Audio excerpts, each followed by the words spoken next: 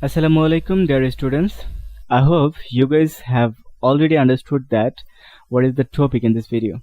এই ভিডিওর টপিকটা কি আমি আশা করি তোমরা অলরেডি বুঝতে পেরেছো because I told in my last class that the next video will be the position of adjective. আমি আমার গত ভিডিওতে বলেছিলাম যে পরবর্তী যে ক্লাসটা হবে অ্যাডজেক্টিভের উপরে সেটা মূলত হবে পজিশন অফ অ্যাডজেক্টিভ নিয়ে। আচ্ছা, আমরা কথা না বেরিয়ে দেখে নেই যে পজিশন অফ অ্যাডজেক্টিভের উপরে কি কি আলোচনা রয়েছে আমাদের জন্য। এই আলোচনাটা তোমাদের সবথেকে বেশি গুরুত্বপূর্ণ কজ সমস্ত ধরনের পরীক্ষাতে আনসার করার জন্য এবং রিটেন ইংলিশেও ভালো করার জন্য আমাদের এই ক্লাসটা বিকল্প আর কিছুই নেই অ্যাডজেক্টিভ সেকশনে ভালো করার জন্য। তবে শুরুতেই আছে নাউনের পূর্বে, মানে অ্যাডজেক্টিভ নাউনের পূর্বে বসে। যেমন মেলা ইজ আ ইউনিভার্সিটি স্টুডেন্ট, মেলা একজন বিশ্ববিদ্যালয়ের শিক্ষার্থী। দেখো ইউনিভার্সিটি কথাটা কিন্তু সচরাচর হচ্ছে নাউন, কিন্তু এখানে ইউনিভার্সিটি কথাটা অ্যাডজেক্টিভ কেন? কারণ ইউনিভার্সিটি দ্বারা কোনো ইউনিভার্সিটিকে বোঝায় নাই, ইউনিভার্সিটি দ্বারা স্টুডেন্টের কোয়ালিফাইকে বুঝেছে, স্টুডেন্টকে কোয়ালিফাই করছে, যে এটা কোথাকার স্টুডেন্টের অবস্থাটা বুঝেছে, যে এন হচ্ছে একজন বিশ্ববিদ্যালয়ের শিক্ষার্থী। এই ইউনিভার্সিটি কথাটা যেহেতু স্টুডেন্ট নাউনকে মডিফাই করেছে, এই কারণে the word university is adjective in this sentence. এরপরে হচ্ছে নাউনের পরে বসে, এটা আমরা খুবই কম দেখতে পাই। I saw the girl dancing, আমি মেয়েটাকে দেখলাম নাচতে। এই যে ডান্সিং ওয়ার্ডটা দ্য গার্ল ওয়ার্ডের পরে বসে দ্য গার্লকে রিপ্লেস মডিফাই করেছে, এই কারণে the word dancing is adjective. আচ্ছা, এটা খুবই আমরা কম দেখতে পাই, বাট পজিশনের মধ্যে যেহেতু আছে, যেহেতু সাধারণভাবে বসতে পারে, এই কারণে আমরা দিয়ে দিলাম। এরপরে দেখো লিঙ্কিং ভার্বের পরে বসে, তার মানে সব থেকে বেশি গুরুত্বপূর্ণ পজিশন হচ্ছে নাউনের পূর্বে এবং লিঙ্কিং ভার্বের পরে। সব থেকে বেশি আমরা এই পজিশনেই অ্যাডজেক্টিভ দেখে থাকবো। দে সিম হ্যাপি, তাদেরকে হ্যাপি মনে হচ্ছে, তাদেরকে খুশি মনে হচ্ছে। তো এই যে দে সিম হ্যাপি, এই যে সিম হচ্ছে একটা লিঙ্কিং ভার্ব, এরপরে the word happy is an adjective. কারণ লিঙ্কিং ভার্বের পরে এই যে দেখো ব্র্যাকেটের মধ্যে লিখে রেখেছে যে লিঙ্কিং ভার্বের পরে একটি ওয়ার্ড থাকলে সেটি অবশ্যই অ্যাডজেক্টিভ। সিম হচ্ছে লিঙ্কিং ভার্বের পরে একটি মাত্র ওয়ার্ড আছে, তার কারণে এটা অবশ্যই অ্যাডজেক্টিভ।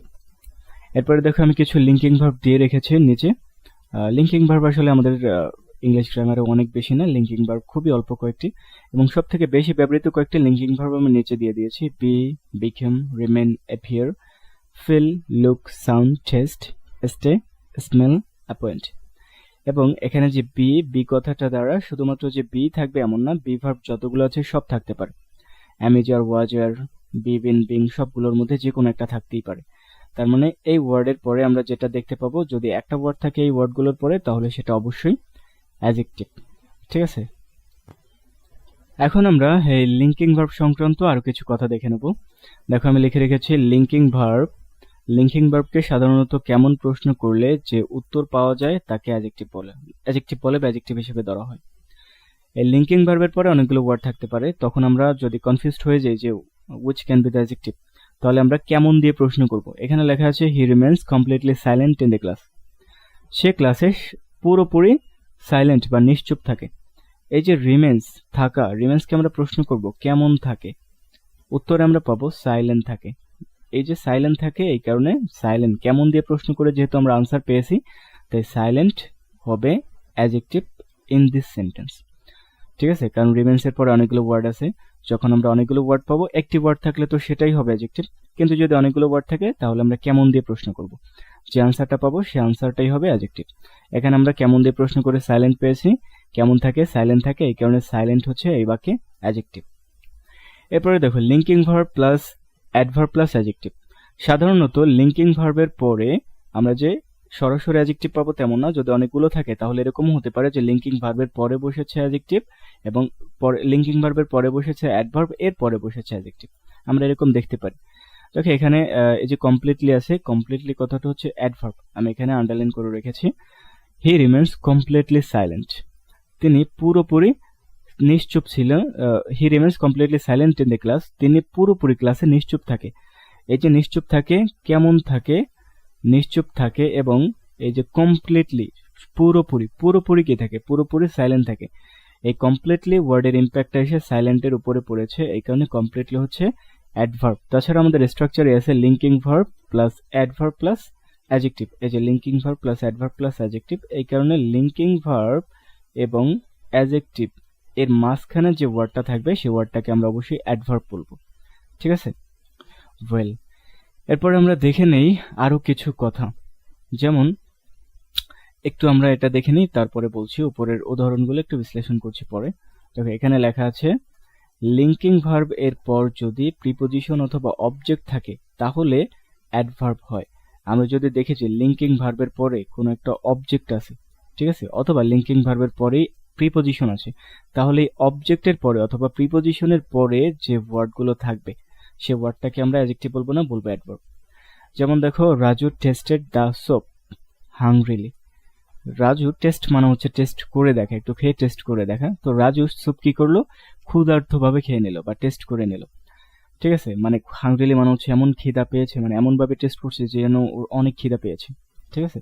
তো এই যে দেখো এখানে টেস্টেড হচ্ছে একটা লিঙ্কিং ভার্ব, এরপরে কি আছে, দ্য স্যুপ একটা অবজেক্ট আছে। এই কারণে আমরা যে হাংরিলি কথাটা আছে, এই হাংরিলি কথাটাকে অ্যাডজেক্টিভ বলবো না, বলবো অ্যাডভার্ব। কারণ কি, কারণ হচ্ছে আমাদের এই যে এক্সেপশন রুলস এর মধ্যে আছে লিঙ্কিং ভার্বের পরে অবজেক্ট থাকলে এর পরের ওয়ার্ডটা হবে অ্যাডভার্ব, ঠিক আছে। এরপরে দেখো লিঙ্কিং ভার্বের পরে যদি প্রিপোজিশন থাকে সাধারণত সেখানেও অ্যাডভার্ব হয়। যেমন লুক, লুক হচ্ছে একটা লিঙ্কিং ভার্ব, এরপরে আছে প্রিপোজিশন আফটার। এই কারণে আমরা এই যে সিনসিয়ারলি আছে, সিনসিয়ারলিটাকে বলবো অ্যাডভার্ব, অ্যাডজেক্টিভ বলবো না, ঠিক আছে। আচ্ছা, তাহলে আমরা কি করলাম, আমরা একটু এক্সেপশনাল যে রুলস ছিল সেটাকে দেখে নিলাম যাতে না আমাদের কনফিউশন সৃষ্টি হয় আইডেন্টিফিকেশন অফ অ্যাডজেক্টিভে। এরপরে দেখো আমি লিখে রেখেছি আইডেন্টিফিকেশন অফ অ্যাডজেক্টিভ। আমরা এই পর্যায়ে দেখবো যে পজিশন তো আমরা দেখে ফেললাম, এরপরে দেখবো যে কোন ওয়ার্ডের, আমি কিছু সাফিক্স লিখে রেখেছি দেখো। তো কোন ওয়ার্ডের শেষে নিচের সাফিক্স গুলো যুক্ত থাকলে সে ওয়ার্ডটি অবশ্যই অ্যাডজেক্টিভ হবে। দেখো সাফিক্স গুলো কি কি, able, ible, el, al, ful, IC, IVE, less, ous, ING, ISS, EN, ED, like, and, LY. আমরা যদি কখনো কোনো ওয়ার্ডের শেষে এই সাফিক্স গুলো দেখতে পাই তাহলে কোনো ডাউট নাই সে ওয়ার্ডটি অবশ্যই অ্যাডজেক্টিভ। অবশ্য পজিশনও হবে অ্যাডজেক্টিভেরই, কোনো ডাউট নেই তাতে। এখানে দেখো সবগুলোর মাঝে আমি এল কে একটু রেড কালার করে রেখেছি। এর কারণ কি, এর কারণ হচ্ছে এই এল থাকলে সেটা নাউনও হতে পারে অ্যাডজেক্টিভও হতে পারে, সেক্ষেত্রে একটু পজিশনটা সব থেকে বেশি বিবেচ্য বিষয় হবে। আমি এখানে উদাহরণ দিয়ে রেখেছি রিজনেবল, রেসপন্সিবল, ন্যাশনাল, ওয়ান্ডারফুল। উপরে যে সাফিক্স গুলো দিয়েছি সে সাফিক্স গুলোর আমি এখানে উদাহরণ দিয়ে রেখেছি, প্রতিটা সাফিক্স দিই। এরপরে দেখো আমি আইএনজি যুক্ত যে অ্যাডজেক্টিভ আছে সেই আইএনজি যুক্ত অ্যাডজেক্টিভের আমি কিছু লিস্ট দিয়ে রেখেছি। মূলত এখানে যে ঝামেলাটা বাজে সেটা হচ্ছে বি ভার্বের পরে আমরা যখন আইএনজি যুক্ত শব্দ দেখি তখন সেটাকে আমরা কন্টিনিউয়াস টেন্স বলে ফেলি। আসলে সেটা কন্টিনিউয়াস টেন্স না, সেটা হচ্ছে ইনডিফিনিট টেন্স, এবং এগুলো জন্মগতভাবেই আইএনজি যুক্ত অ্যাডজেক্টিভ। এগুলো আসলে কোনো অন্য কোনো ফর্ম নেই, এগুলো এভাবেই, এগুলোর কোনো ভার্ব ফর্ম নেই, এগুলো জন্মগতভাবে আইএনজি যুক্ত অ্যাডজেক্টিভ, ঠিক আছে। এই কারণে আমরা এই ওয়ার্ডগুলো দেখে কনফিউজড হয়ে যাব না। ওয়েল, এবার আমরা একদমই অ্যাডজেক্টিভের লাস্ট পর্যায়ে চলে এসেছি আলোচনার। আমি নোট দিয়ে দেখো কি লিখে রেখেছি যে নাউনের সাথে এলওয়াই যুক্ত থাকলে অ্যাডজেক্টিভ গঠিত হয়। আমরা এলওয়াই নিয়ে অনেক সময় কনফিউশনে পড়ে যাই যে এলওয়াই থাকলে সেটাকে অ্যাডভার্ব বলি, সেটা অ্যাডভার্ব হয়, আবার এলওয়াই থাকলে সেটা নাউন অ্যাডজেক্টিভ হয়। তো ডিফারেন্সটা কোথায়, আসলে ঝামেলাটা কোথায়, বিষয়টা তোমরা এখনই ক্লিয়ার হয়ে যাবে। সবসময় মনে রাখবে নাউনের সাথে এলওয়াই যুক্ত হলে সে ওয়ার্ডটি হবে অ্যাডজেক্টিভ। যেমন দেখো ফাদার একটা নাউন, এই ফাদারের সাথে যখন এলওয়াই যুক্ত হয় তখন এই নতুন ওয়ার্ডটি হয় ফাদারলি। এই ফাদারলি ওয়ার্ডটি হচ্ছে অ্যাডজেক্টিভ, কেন, কারণ এটা নাউনের সাথে এলওয়াই যুক্ত হয়েছে। কিন্তু যদি অ্যাডজেক্টিভের সাথে এলওয়াই যুক্ত হয় তাহলে আমরা সেটাকে অ্যাডভার্ব বলবো, ঠিক আছে। যেমন এখানে অ্যাডজেক্টিভ হচ্ছে নাইস, নাইসের সাথে আমি এলওয়াই যুক্ত করেছি, হয়ে গেছে নাইসলি, তার মানে নাইসলি হচ্ছে অ্যাডভার্ব। আর ফাদারলি হচ্ছে অ্যাডজেক্টিভ, কেন, নাউনের সাথে এলওয়াই যুক্ত করলে অ্যাডজেক্টিভ হয়, আর অ্যাডজেক্টিভের সাথে এলওয়াই যুক্ত করলে নাউন হয়। এখন দেখো আমি নিচে কিছু অ্যাডজেক্টিভ যুক্ত এলওয়াই যুক্ত অ্যাডজেক্টিভ দিয়ে দিয়েছি। আমরা তো এলওয়াই যুক্ত অ্যাডভার্ব অনেক পাবো, কিন্তু এলওয়াই যুক্ত অ্যাডজেক্টিভ খুবই অল্প সংখ্যক।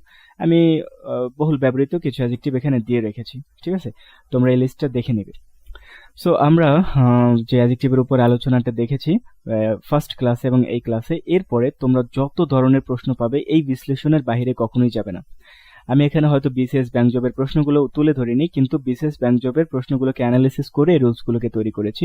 সো তোমরা এই ভিডিওটা মন দিয়ে দেখবে, ভালোভাবে দেখার পরে তোমরা যে কোনো ধরনের প্রশ্ন সলভ করতে গেলে ইজিলি সলভ করতে পারবে। সো দেখা হবে তোমাদের সাথে নেক্সট ভিডিওতে, নেক্সট কোনো টপিকে।